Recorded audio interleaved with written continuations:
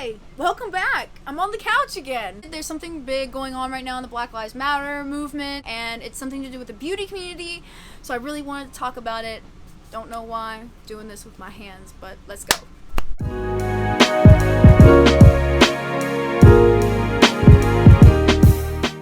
Welcome back to my channel.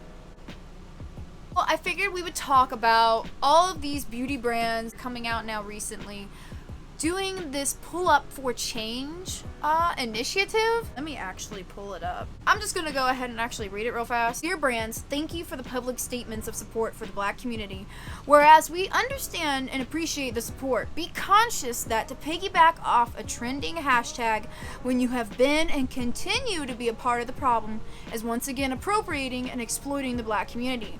So we ask all brands who have released a statement of support to publicly release within in the next 72 hours the number of Black employees they have in their organizations at corporate level.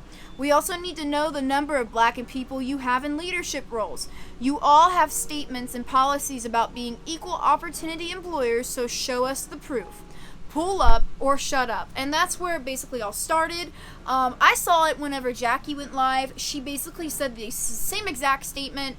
She was calling upon all beauty brands, calling upon everybody, saying, let's not buy from any of these brands right now until they provide these statements. If they want to, be inclusive and stuff, let's know where they stand in actually being equal opportunity employers. I wanted to go through and actually read some really astounding ones that I found from some of the brands, because on the actual Instagram they are reposting all beauty brands pull up or shut up statements. One of the very first brands, of course, that put up their thing was Uma, because Sharon started this pull up or shut up movement.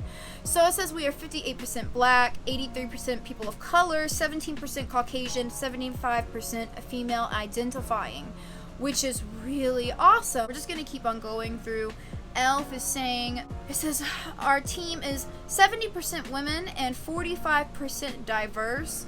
45% diverse. We are also proud to be one of 10 public companies with over 60% women on our team. The 45% diverse, what does that mean?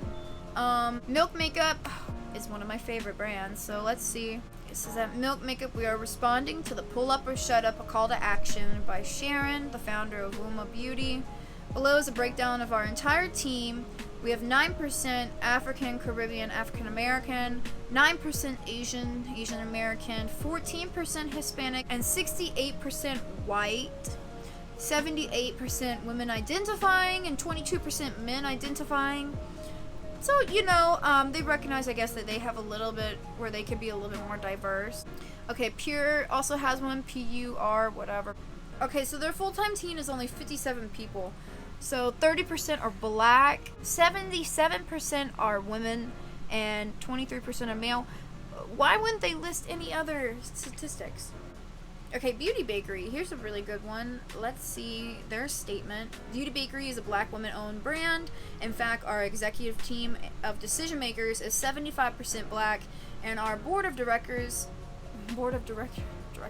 our board of directors is 60% Black. Even though they are a small team, they have bigger percentages, which is kind of nice, especially, we're not expecting a lot. Ooh, Shop Miss A. Shop Miss A is a Texas brand, so let's go ahead and see about that. Okay, so 34% Asian, we have 32% Hispanic, we have 14% Black, and then we also have 15% that's white, and then a little sliver of 3% that's like other. That's a great diversity. That's great. Oh my gosh. But it's Texas though. We are like a melting pot here. Okay, P. Louise also responded as well.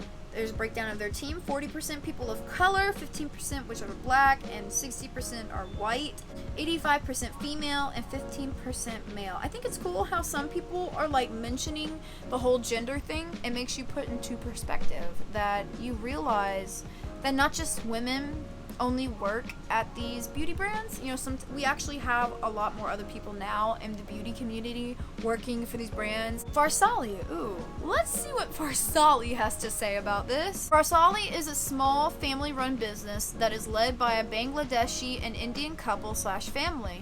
The sole decision makers of the company include myself, my wife, and my brother. Currently, without considering the family as employees, the team is 25% Asian, 25% black, and 50% white. I think that's I mean, you know, that's okay. Okay, Huda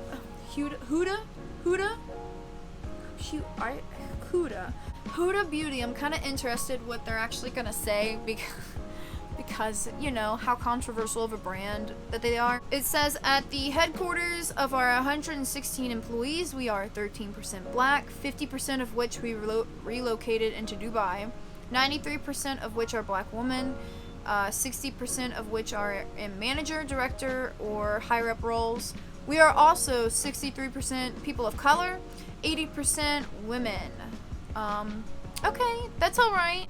Cover FX. Let's see what they have to say because they never usually get into the middle of stuff. Okay, so they didn't actually list percentages because they have a small team of just 23 employees. So they just listed like the amount of each employee, and honestly it's kind of sad because there's only one black person, two Asian Americans, 3 Asians, 2 Hispanics, 15 Caucasian.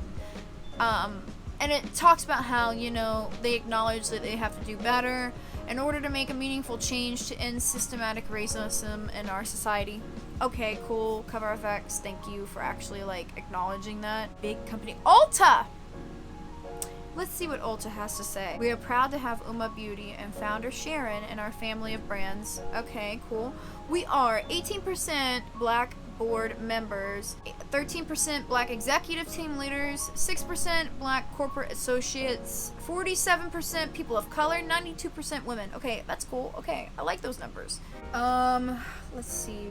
Okay, BoxyCharm. BoxyCharm's like not really a brand, but they are a beauty company. Our staff at headquarters identifies as following: 8% black, 45% Hispanic, 12% Asian, 35% white. That is a great. That is so diverse. That's really good. Female identifying 71%, male identifying 29%, gender fluid under 1%. It's probably just like that one person that identifies that way, which is totally cool because they represented that person. That's so awesome. ColourPop.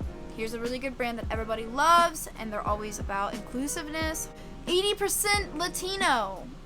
Wow, that's so awesome. I never would have thought that. 7% Asian, 7% white, 3% black, and 78% women identifying. And they literally said under that, and that's not enough. We have work to do, and we know it. Wow, ColourPop. That's how you do it. I am so surprised. Tatcha. Let's see about this one. The Tatcha team is 50% female and 50% people of color. 25% is black. The entire company is 75% female and 64% people of color, but only 4% people are black.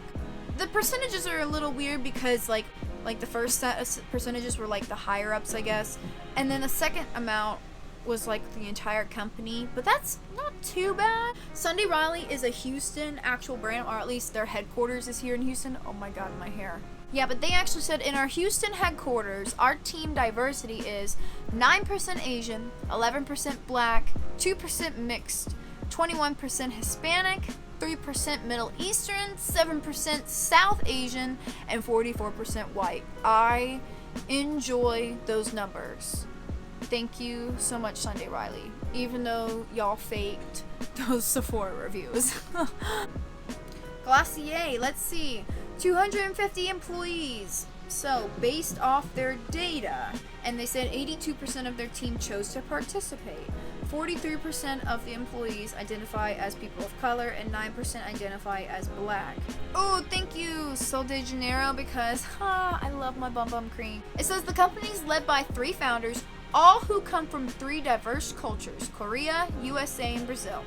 So our full-time employees are as follows: 10% are black, 15% are Hispanic, 21% Asian, 52% white, and 2% other. Currently, 6% of the management team is black. And it says we recognize that we must do more to ensure that our team brings all the voices of our community to the table. That's totally okay. As long as you recognize you need that change. Okay, here's one that was really, really sad, okay? Morphe, y'all. Morphe, when they came out with their statement, they straight up said, admittedly, we have more work to do, and we appreciate this opportunity to self-reflect. Listen to these numbers, y'all. 3% are black. 51% are non-black people of color. 40% are white. 6% did not disclose. 75% are women identifying. That is sad. Those are the most pathetic numbers I have probably seen. Morphe, come on. I know that, come on, Morphe. Actually, there's no excuses. Come on, Morphe. You should be better. Okay, I think I'm gonna go through just a couple more because we're really getting towards the end, because I think only a little under 100 companies have actually put out statements. Natasha Denona, this is a really good one. Oh my god. 38% Latina, 34% black, 20% white, 8% Asian, 71% women identifying. Great numbers, great numbers, great numbers. Thank you, awesome. You're still a little too expensive for me, but that's okay. I like the numbers. Sugar Pill, one of my favorite brands of all times. Let's see the exact type of staff that they have. It says our full-time staff identifies as 80% people of color, 20% black, 40% in the LGBTQ community, 80% female. I like those numbers. Beauty Blender. Let's definitely listen to them because that's a Latina-owned brand. Yeah, we proudly share that Beauty Blender is solely owned by a Latina. Our force of the corporate team is 76% female identifying, 30% people of color, which 9% they identify as black, 6% of our leadership is black. They're talking about how they need to do better too.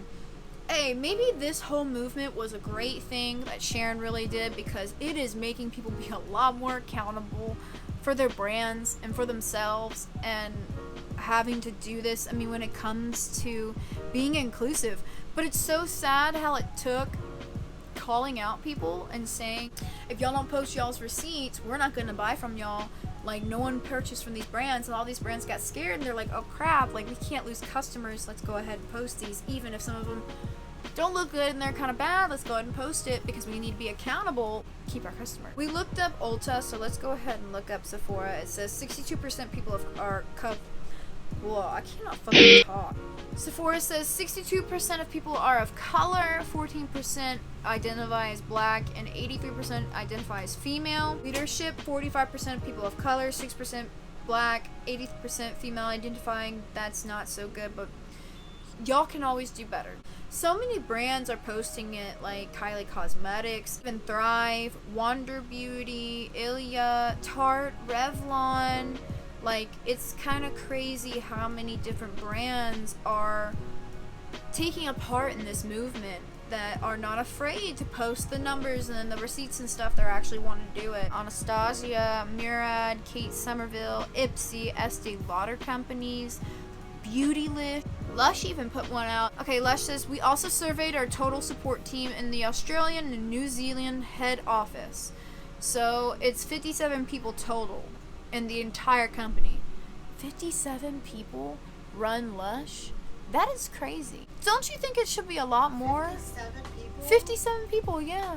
Wait, like the entire world. Okay, so it says 2% of people identify as mixed race Asian, 2% are not giving an answer, 2% are Maori. Maori? I'm saying that wrong, I know I am. 2% Hispanic, 30% Asian, and 56% white. That is sad. how come other brands have Better numbers? Yeah. Yeah, it's no, just like... that's not true. That's not right. But, you know, that's why it's like, hey, let's not start a whole cancel culture movement when it comes to, like, these brands putting out these statements and stuff. Like, we can't drag them through the mud and, like, cancel every single brand that doesn't have exactly the most perfect numbers. It's like, we're just holding everybody accountable. Let's see how they use this. Let's see what they do with this. Let's start being accountable and start being aware and not just sweep this under the rug after everything's all said and done with. It was just insane. It's so insane, but it's so, like, eye-opening and awakening to actually realize who runs these companies that you give your money to. So So, I mean, there's that. What do y'all think? Do y'all think brands should be a lot more accountable? Like, let me know in the comments, like, is this a good thing that we are doing this? That we're forcing brands to release statements and we're calling them out? Like, is this gonna start like a cancel culture within like beauty brands now? Yeah, now that y'all know that, let's go ahead and do something with this information. Let me know what you think in the comment. Anyway, see y'all guys.